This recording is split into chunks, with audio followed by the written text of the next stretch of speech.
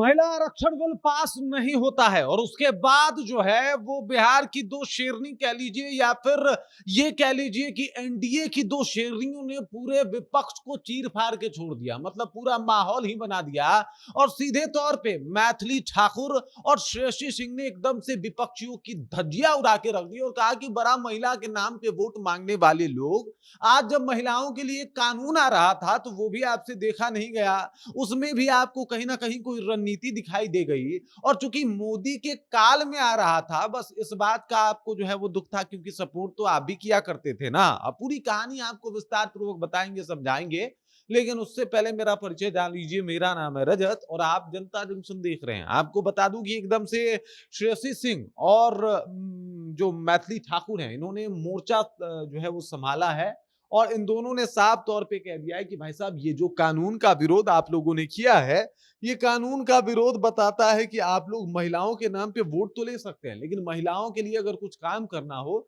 तो वो आपसे काम नहीं हो पाता। विपक्ष जो है इसके ऊपर बेनकाब हो गया है। अब देखिए विपक्ष जो है वो उसका एक अलग ही अपना धुन है, एक अलग ही तर्ज है, एक अलग ही बातचीत है।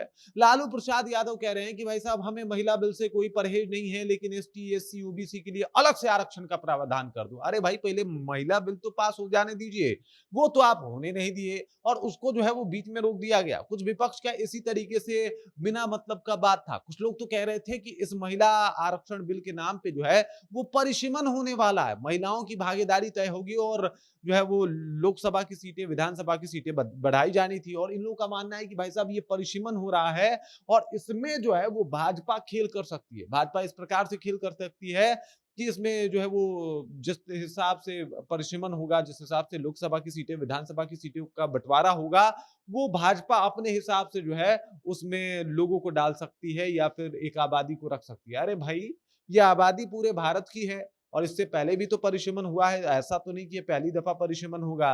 तो अगर परिसीमन हुआ है तो परिसीमन होने में कोई परेशानी और कुरेज तो था नहीं। दूसरी बात ये है कि महिलाओं की बात करते हैं और जब चूंकि महिलाओं के आरक्षण को लेके जो है वो एक नियम बनाया जाता है, तब आपको प्रॉब्लम हो जाता है।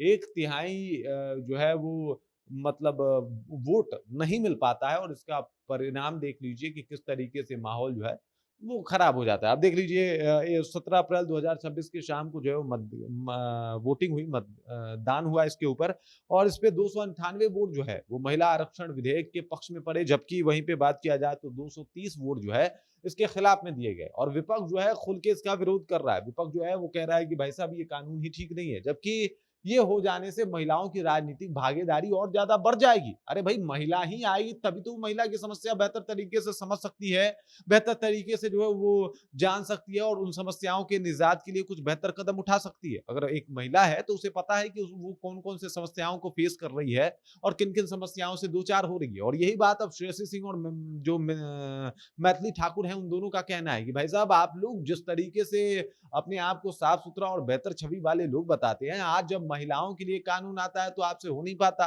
मोदी जी ने भी सदन में उठ के खड़ा होके कह दिया था कि आपके घर में भी माँ, बहन सब लोग हैं, एक बार पूछिएगा हमारे कानून के बारे में और अगर वो लोग भी ना कह दे तो मत दीजिएगा वोट। तो ये तो स्थिति है। उसके बाद भी वोट नहीं पड़ता और उसके बाद भी विपक्ष में जो है वो कहीं न कहीं इस बात को खींचतान जो है वो देखने को मिलता है विपक्ष के अंदर। और अब जो है साफ तौर पे मैथिली ठाकुर और श्रेयसी सिंह ने कह दिया है कि विपक्ष जो है इसके ऊपर बेनकाब हो गया है। वो राहुल गांधी जो बहुत संविधान की बातें करते हैं, वो राहुल गांधी जो अच्छी-अच्छी और मोटिवेशनल बातें करते हैं, वो राहुल गांधी जो महिलाओं के सम्मान के लिए लड़ाई लड़ने की बात करते हैं, वो लोग जब वाक़ई महिला सम्मान के लिए कानून आने वाला था, तो उन लोगों ने अपना मुँह फेर लिया और मुँह फेरा होता तो फिर भी एक अलग बात। इसके खिलाफ जाके उन्होंने वोट भी दिया है और ये बातें जो है अब लोगों के सामने है और इस मुद्दे के ऊपर कहीं न कहीं अब विपक्ष फँसता हुआ दिखाई दे रहा है और इधर बिहार में तो इन 2 शेरनियों ने ही विपक्ष का हालत खराब करके रखा है। पहला नाम है श्रेयसी सिंह का और दूसरा नाम है मैथिली ठाकुर का। बाकी इस खबर, इस जानकारी को लेके आप क्या सोचते हैं? आपके ज़हन में क्या कुछ चल रहा है? कमेंट कीजिए, अपना विचार हम तक पहुँचा दीजिए। बाकी आप देख रहे हैं जनता जंक्शन और मेरा नाम रजत है।